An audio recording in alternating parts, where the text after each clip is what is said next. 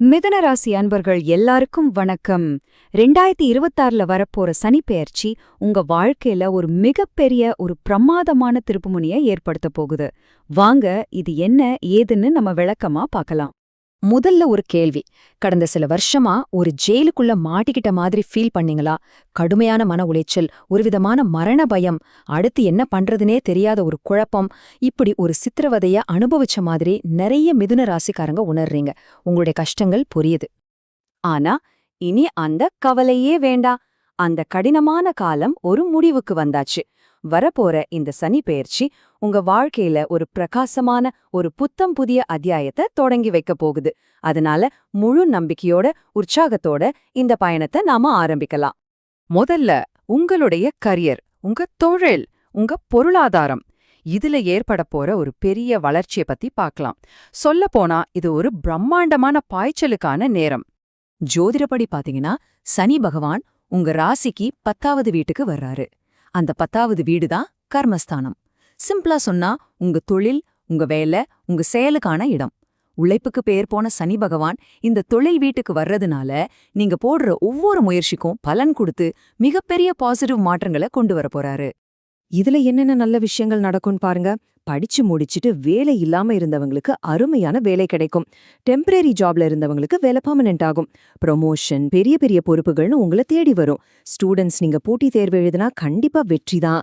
கலைஞர்கள், கிரியேட்டர்ஸ்க்கு பத்மஸ்ரீ மாதிரி பெரிய விருதுகள் கிடைச்சு உலக அளவுல ஃபேமஸ் ஆக கூட வாய்ப்பு இருக்கு. இந்த ஒரு வரிய கேளுங்க. கட்டுக்கட்டாக பணத்தை வைத்து செலவு செய்யக்கூடிய காலம் வரப்போகிறது. ஆமாங்க, முன்னாடி ஐயோ கையில காசே இல்லைன்னு கவலைப்பட்டவங்க கூட இனி கட்டுக்கட்டா பணத்தை வச்சு செலவு பண்ண போறீங்க. இது எவ்ளோ பெரிய பொருளாதார மாற்றம் பாருங்க. பல வருஷமா இருந்த கடன் எல்லாம் காணாம போயிடும். உங்க பிசினஸ விரிவுபடுத்த இதுதான் சரியான நேரம். வெளிநாட்டு பார்ட்னர்ஷிப் எல்லாம் சூப்பரா ஒர்க் அவுட் ஆகும். பிசினஸ் டெவலப்மெண்ட்டுக்காக நீங்க லோன் கேட்டா ஈஸியா கிடைக்கும். ஃபாரின் போனோம், அங்கேயே செட்டில் ஆகணும்னு கனவு கண்டீங்களா? அந்த கனவெல்லாம் இந்த பீரியட்ல நிஜமாக போகுது. சரி, கரியர், பணம் எல்லாம் பார்த்தாச்சு. அடுத்து நம்ம பர்சனல் லைஃப், அதாவது குடும்பம், கல்யாணம்னு இந்த விஷயங்கள்ல நல்லிணக்கமோ சந்தோஷமோ எப்படி இருக்க போகுதுன்னு பார்க்கலாம் வாங்க. சொல்லப்போனா இது கல்யாணத்துக்கான ஒரு கோல்டன் பீரியட். ஜூன் மாசத்துக்கு அப்புறம் கல்யாணத்துல இருந்த தடைகள் எல்லாம் நீங்கி டக்குன்னு கல்யாணம் கூடி வரும்.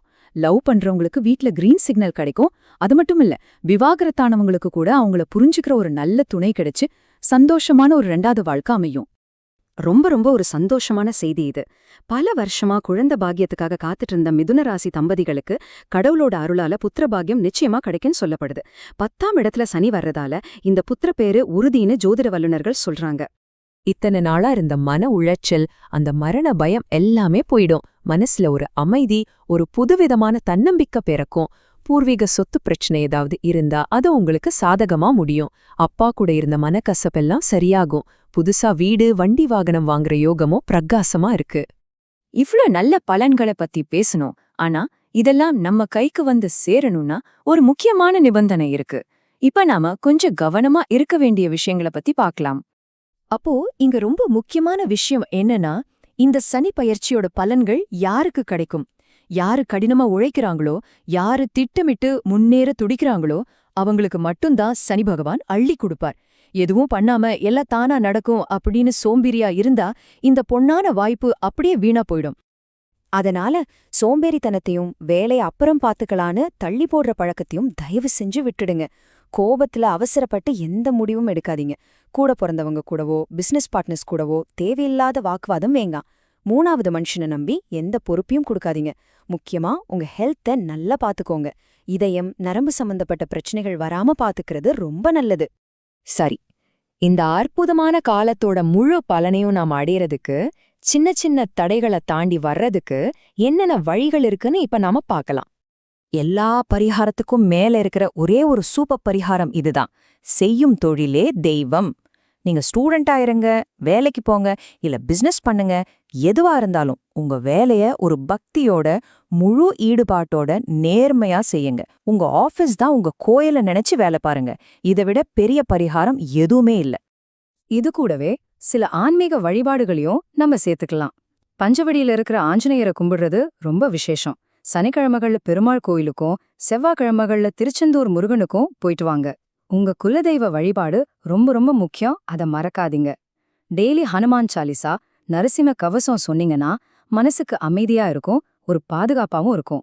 மிதுன ராசி அன்பர்களே, கடந்த கால கஷ்டமெல்லாம் தூரமா விலகி போயிடுச்சு. வளர்ச்சிக்கும் வெற்றிக்கும் சந்தோஷத்துக்கும் ஒரு பிரம்மாண்டமான வாசல் உங்களுக்காக திறந்திருக்கு.